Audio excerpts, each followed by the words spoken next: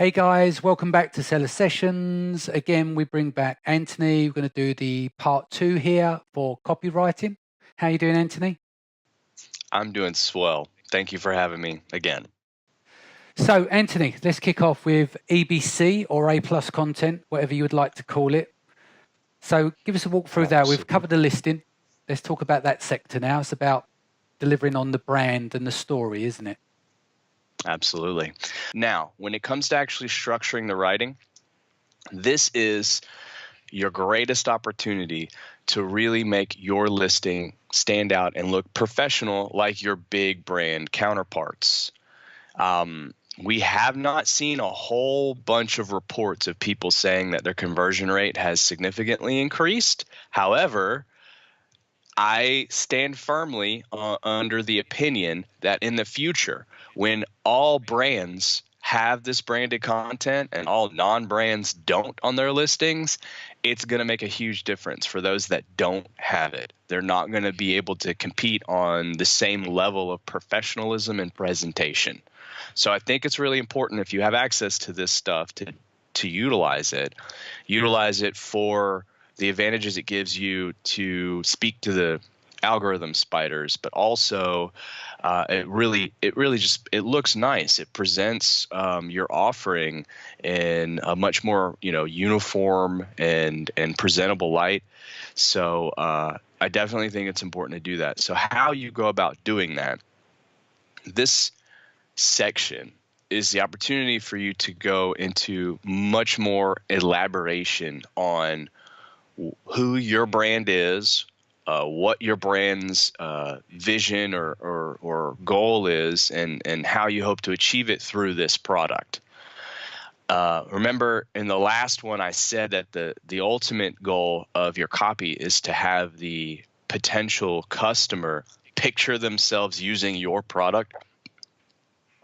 That is a lot easier to achieve when you have this rich section with lots of spots for pictures, a banner, and then all this space for stylized copy. And what I mean by stylized is you have headlines, you have subheadlines, you can do bold text or regular text, and it breaks it up, so it's not like just a wall of text.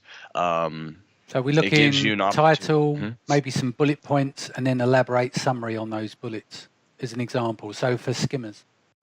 Yes. Yeah. Well, the same rules apply as the bullets when it comes to dual readership. So what you'll want to do is utilize the headline sections, the portions either right above or directly to the right of the images. You definitely want to fill out those images too, but we're not talking about images. We're talking about copy. So in that headline, you want to probably use all caps again, or at very least the bold heading, and include the major benefit in a shortened space, and then go into some elaborate detail, kind of really drill down into what that benefit means for the user. Couple of rules. It's the same rules that really kind of apply to any copy. Use sentences that are easily read. Use sentences, basically speak to probably a 5th grade level. And don't make your paragraphs really, really big. So 2-3 sentences at most, and then break it up into a new paragraph. That way it's easier to read. So anybody that makes it that far down, they can, because if they see a huge wall of text or big paragraphs and they're not prepared to do that kind of reading, they're not going to. So you want to make it easy for them. So just make it easy to understand and break it up. But put the main benefit in the headline and then elaborate on it underneath. If you want to do kind of bullet point style, which works really well because it's actually super easy for users to read, you're not able to stylize the text by actually putting bullets down there, but you can put like a dash. So space and then dash and then the details, dash and then the details, and that'll break it up some too. So you can play around with what you can do with spaces and dashes.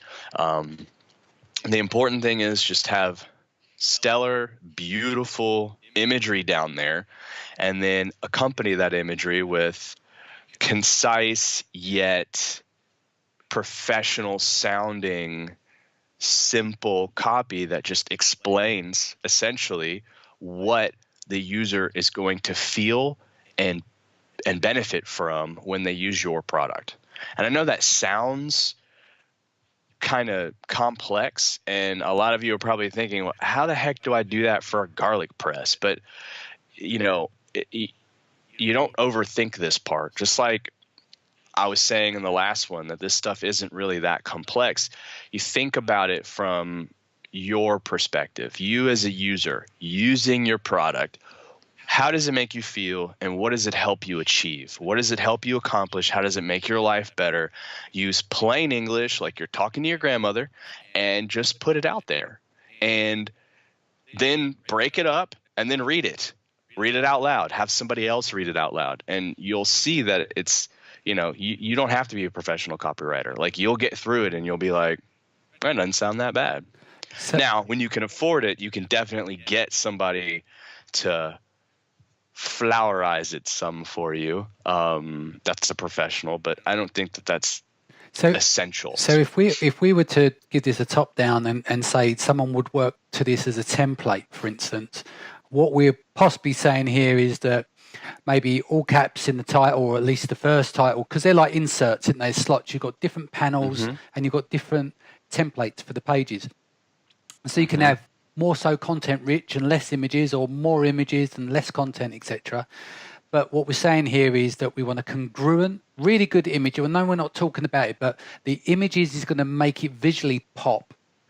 But the copy is going to create the feeling, the warmth around the product. Yeah. So an image that's congruent, that can be with text overlay in some cases to get the message home. Some cases people are using like infographics as well, which could be depending on the type of product, especially if it's a complex one. And then we're talking title, maybe 3 bullets, and then a summary of that. So it's almost like we're taking our listing, our main listing, and put it on steroids. So we have our title, which is where we bring in people in. Then you've got the bullets, then you've got the description. Now the description is going to disappear. And so what we're doing is we're going to elaborate what we used to couldn't fit in that description is now in this long form, hopefully beautiful page with great imagery, congruency in terms of image, nice title, bullets, and a well-written description for each of those sections. So the way that you describe it, it almost sounds like you're doing your listing again, but I do want to make an important distinction. Okay? This is an extension. That's almost correct. The only difference is the listing is literally only there to describe a product. Your EBC or A+ describes the solutions your brand offers with such products. That's the difference. So the listing, you're only talking about the garlic press. But in this extended content, you're talking about how your brand offers solutions for home chefs. And one of those solutions is a garlic press. You see, so there is a distinction in the way you're thinking about it. And that's going to help you as you grow the brand, because then there's going to be uniformity, and then all of your A+ and EBC content will kind of be overlapping and touching on what solutions your brand as a whole offers. And that's important because that's, like I said, that's what the big guys are doing. I mean, man, you got to see some of these EBC and A+ content now out there nowadays, and some of these brand pages, like, they're beautiful, aren't they? They're really great. Really stepping up their game. So that's who you're competing with. So that's how you have to frame it. Okay, that's great. So let's talk about email sequences. How do you approach these in terms of email feedback? We understand that recently that people can opt out, and depending on the program that you're on, you're starting to see the bounce backs that are coming through to say that these people have opted out of the program. So now more than ever, the people it does reach, it needs to reach them and convert. So what are your suggestions here? Yes. Okay. So these emails are your opportunity to show customers that you're a real company with real people in it, and that they are I mean, it sounds cheesy, but they're more important than just a customer number. The reason why this is important, as cheesy as it might sound, is because all of you buy stuff, customer service has kind of gone out the window. Nowadays, most of us feel like we're just part of an automated process. And these emails allow for a bridge of communication with a real person. So it's very, very important that you're being genuine. Now, you can still be professional in these emails, whether you stylize it. I like stylized. I think it looks better when that means when you use HTML, because you are allowed to put HTML in these emails to make kind of your banner or your logo in the bottom or whatever. But whether you do that or you just use text, the copy itself should be genuine. So you should really be actually telling your customer, this is legitimately a way to contact us. You could press reply if you need anything, or you can press this button. I always like to add hyperlinks to the messaging system.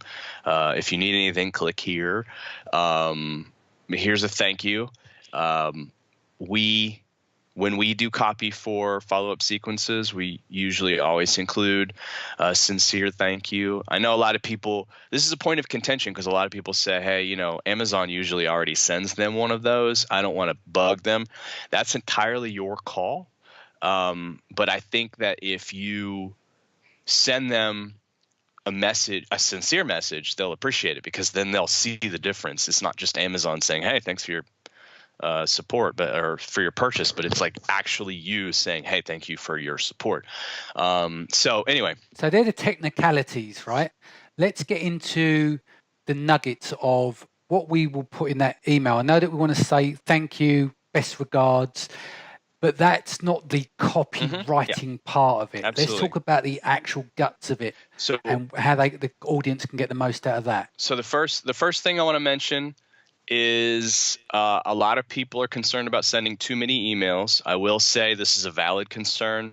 You don't want to get caught on the wrong side of Amazon's rules by being reported as spam. So I always advise send as few emails as possible to get the relevant information. Second thing, every email should have an actual purpose.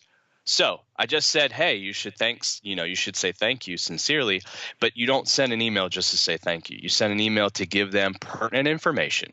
So the copy of that first email that says thank you or whatever should have tips, facts, some kind of information about how to get the most out of the use of the product. That is your reason for sending it. And then you happen to also say, oh, and thank you. The thank you, though, is not the reason. The reason is in the FAQs, is in the bullet points or information on how to get the most out of your product. Now, what does that look like? It depends on the product, but it doesn't matter what you're selling. If you're selling something made of cotton, and it usually comes pretty stiff, then in that first email you say, hey, thank you for your support. By the way, you need to throw this in the wash immediately, because it won't feel as soft to you until you do. That is an important tip that your customers will be glad they got. If it's a technical product and you have, much more instruction, you may put that in there. How preventive then. So there's some elements of preventing. So preempt issues. Yes. Yeah. Another good thing to do too, if you have a steady amount of returns, look into the reasons for those returns, because 90% of them won't be because of a defective product. It'll be because of user error or something misleading in the copy of your listing. You can change the copy in your listing, and then you can preempt that in that first email. Hey, when you open the box, this is what you do. This is how you do it, and this is how you'll get the most out of it. So that's the reason for the first email. I typically don't suggest sending more than 2, but we'll go into reasons why you would. For the technicality of the actual different sections, the subject line is important because that's what gets the open. Give an example of a subject line's question mark. Is it funny? How do you address it? All right. So statistically, emails with shorter subject lines get open more. Now, there's a wide array of angles you can choose from. Just make sure that it's short. Like as soon as you start sending a really long subject line, like the reason why they don't get open as often is because in mobile browser it gets cut off. So you just want to make it few characters, 40, 50, 60 characters tops. Questions are really good.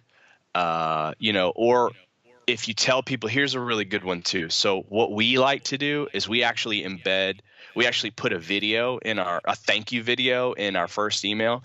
We upload it to the Amazon's S3 cloud. That way it's an Amazon link, so it doesn't get scrubbed.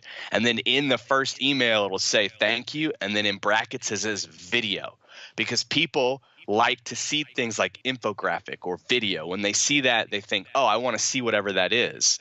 So that's a good one too. So if you put some kind of media in there, you can just put in graphics that there's media, and people will open your email because they want to see it. So there's a good tip there. How would people, just quickly, I know this is copywriting, but I think there's a good tip there, the video. How would they upload that? They have to upload so those that don't know. Any media. Yeah. If it's a video or infographic or whatever, they have to upload it onto Amazon's S3 cloud.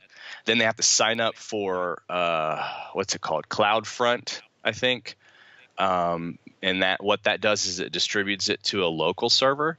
And then so CloudFront gives them a URL that's a prefix. And then the S3 bucket, which is the file that they put their media in S3, gives them the rest of the URL, which is basically just / and then the name of the folders or whatever. And then that link you put it in the browser and your video will start playing, or your infographic will show. And then you just embed that link in a hyperlink of some kind, like, click here to see, like we say, the email actually says, thank you for your support.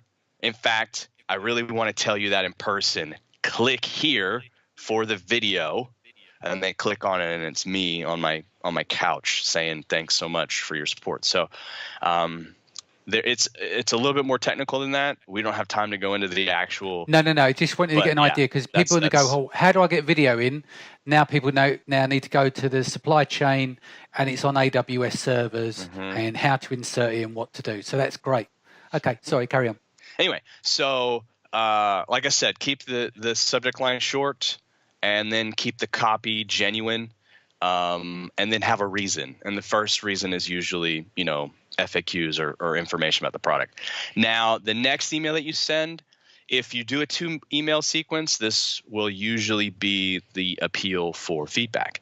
And that's how you want to frame it, right? So basically what you're doing is you're going to your customer. It's best to give them a reason for this communication. Again, so that be more details about the product, what they should do after a certain amount of time. Like you'll find reasons, maybe cleaning tips. If it is a garlic crusher, the very first email told them how to use it, and the second one's going to be, now we want to tell you how to maintain it, or whatever. You'll find infinite number of ways to frame these emails. But a second one, you find another reason. You use a clever email subject line, and then appeal for feedback. So how we usually word that is we say, hey, we are a small company and we want to increase our user experience. So we're asking you if you'll please share feedback about this product. Did you like it?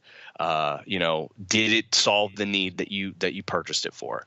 And then we'll say, and it helps us a tremendous amount if you could provide that feedback in exchange or add in the form of a product review on Amazon. And then we give them hyperlinks to express their experience. So, A will be a link to the reviews, and it says, I had a great experience. I don't want to share it. And then B will be a link to the messaging system. It says, I have some questions. We need to talk, or something like that. You can get creative with that. You can put, images or whatever in there if you really want to get like super fancy with it. But essentially, That's what the copy looks like. Now, keep in mind, I keep saying this, and it doesn't change even with the emails. You want to use plain English like you're speaking to your grandmother. It's nice and polite, but it's a little informal. Just be you, like be real. Like, that's the best way you could do it, because if you try to put on some kind of a facade, it usually comes off as plastic, and you don't want to do that. Now, that's a 2 email sequence. So some people want to send more. Remember to always have a reason. So if you sell a consumable, usually there's a reason for a 3rd email. This is going to be about 30 days out or however many days out until the average user will have used up your product. And then you send them that 3rd email, and that's a reminder that they should probably top up. For a restock, yeah. It's against terms of service to include any promotions in your email. However, I know a lot of people kind of don't abide by that. And usually it's one of those like slap on the wrist type of offenses. So a lot of people will utilize that last email that goes out 30 days or whenever later to say, hey, it's time to top up. Here's a 15% off coupon for your next purchase. So whether you want to do that or not is entirely up to you, but that is a strategy that some people use. As far as the spacing, because this is another real common question we get, like when do you send it out? Typically the first email will go out like close to right after they order. The second email, the important one that asks for feedback and also gives like maintenance tips or whatever, needs to go out a reasonable amount of time after the customer has had the opportunity to use the product. And that's going to vary based on the product. If it's a coffee mug, maybe 2 days after they get it. If it is like a Wi-Fi router, maybe a week after they get it. If it's a supplement, maybe 2 weeks after they get it. So you know your product better than anybody else. Just use your best judgment there. Cool. So let's wrap this on product inserts. Well, not people talk about the copywriting in terms of these. Generally, it's quite small. It's limited spacing. So how would you approach the inserts, and what's the most common mistakes have you seen with inserts? Well, inserts, right off the bat, everybody should just know the conversion rate for inserts, or the opt-in rate, is low. And you're not uniquely bad at it if you're doing inserts and you're getting a very low response. Everybody, even the best people out there are. It just doesn't command people like Anchor and stuff like that, the big guys like Anchor. I mean, I don't know what their numbers are, honestly, because I don't have the privilege of talking to them directly, but I can imagine that it's going to be lower than anything they send out in email. It's just because it requires. It's from one medium to the other, and there's always going to be resistance there. It'd be different if it was a pop-up and you're already on your computer, but it's a card that requires I got to either take out my smartphone or walk over to the computer. So just don't get discouraged, but it's really good. It's friction, basically. Yeah. Mm-hmm. But it's still a really good tool to have. Yeah. So don't get discouraged. Just wanted to point that out. Now, regarding the copy here, here's the thing. The product insert is going to basically, the goal of it is to get your customer to take an action. The product insert has to be compelling enough to get them to take the action. This could take a number of different forms, and it's probably going to require some creativity on your part, because you will know better than anybody else what your audience responds to. But it has to be compelling. Just putting a flyer in there that says, hey, thanks for your support or whatever, check out our other products, like that, you're probably not going to get a whole lot of response from that. You have to be clear and concise about what you want them to do. So what do you want them to do? You want them to go to Facebook? You want them to go to Twitter? You want them to go to your email list? You want them to, take a picture and post it to Instagram with a hashtag? Be very specific on what you want them to do, and then give them a compelling reason why they should do it. I've seen people do monthly drawings for a $50 gift card. They've done pretty well with that. Like, come sign up, and then we'll draw a name out of the hat every month for and win a $50. That's a pretty compelling reason for anybody in any niche to sign up on an email list, because you already offering the competition. And then obviously there's warranties as well. So people can get like a lifetime warranty on the product that's always getting replaced. And you can absolutely go that route. I will say that the numbers usually look lower on things as boring as a warranty. Of course, yeah. But of course. if you can afford it and you want to get fancy with it, though, the drawings are good. Or I mean, do it as big as you want, but you just got to make it compelling, and it all depends on what your audience is. Maybe your audience is a bunch of, young moms on their first kid in between, age 22 and 34, and they love Instagram. You might say, hey, snap a picture with this hashtag, post it to Instagram, and you might have your picture featured on our Instagram. It could be as simple as that, right? Like, hey, they love all this attention or whatever, so now you're giving them the opportunity to be featured on a major brand's Instagram page. That might be compelling, but that's just an example. So you find the compelling reason for your audience to take the action that you very clearly outline in the insert. Now, the second thing you have to do is make the insert itself stand out. If it is a flimsy piece of paper, it will probably get thrown away with the packaging, which is going to decrease your numbers. What you want to do is, obviously this is all going to depend on the budget you can allot to this, but the more you can make it stand out, the better. For example, what if your insert is a refrigerator magnet? It's innocuous and it's been done before, but it probably won't get thrown away. At that point, it literally goes on the refrigerator. Now, they might not take action on it for a while, but it's there staring them in the face every day. What if it was a button or a sew-on patch? These are all things that get people's attention, right?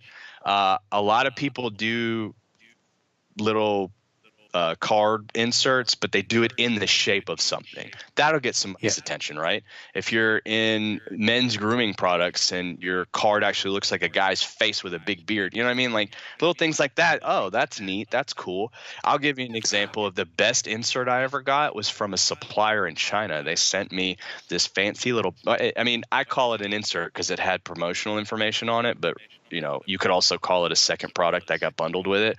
But it was a fancy little bag, and inside of it was a bottle opener. But the bottle opener had promotional information about their product or about their company on it. And I was like, dude, that is intense. And I still have that bottle opener, and I still do business with that company. So anyway.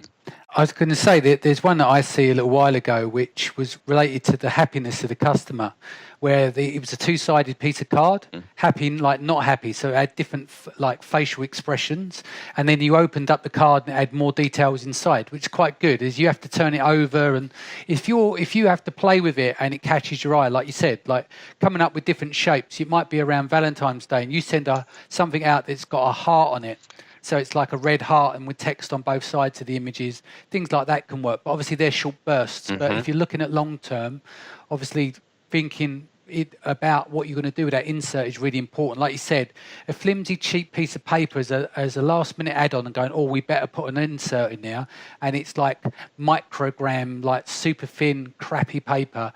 It's just going to go straight in the bin. So let's wrap that there. In terms of, let's quickly go back over what we covered. So A+ content, 3 key points of that. A+ content, 3 key points. Make sure it's SEO rich. Do it from the perspective of the entire solutions that your brand itself offers and how it can offer solutions with that particular product. And then break up the content so it's easy to read. Digestible chunks. Okay. Email sequences. Go. 3 points. Okay. Email sequences, make your title short and concise to the point. Make sure you get your point across in as few emails as possible and have a reason for every email that benefits the customer. And last one, product inserts. Give me 3 key points on that. Make it a medium that will get somebody's attention. Make sure the offer is specifically catered to that audience and make it a very compelling one. And the easier the action you want them to take, the more of a response you're going to get. Higher conversion. Yeah, higher conversion rate. Brilliant. Excellent. Right. So If people want to reach out to you, Anthony, how do they get in contact with you? Well, I'm very active on social media, so the YouTube, I'm there. You can comment on this video and I'll respond. Hit me up on Facebook. Otherwise, email anthony@sixleaf.com, and that's my direct line. And yeah, there's a lot of different ways, but we'll keep it short. Excellent. And books? 2 books out there? Yes. The Bootstrapping e-commerce series are right now a beginner and an advanced book on selling on Amazon. I will say a lot of your audience is probably familiar with this information, but I actually have a friend that recently told me that he uses my advanced book to give to his VAs.